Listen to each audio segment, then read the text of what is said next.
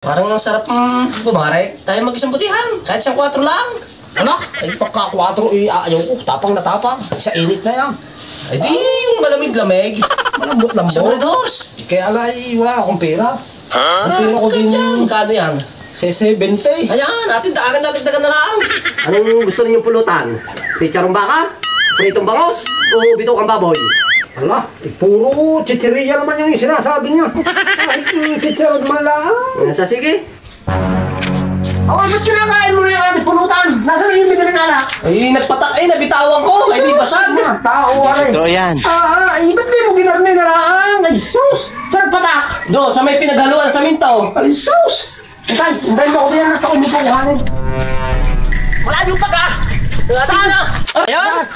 Tunay! Ano ba yan?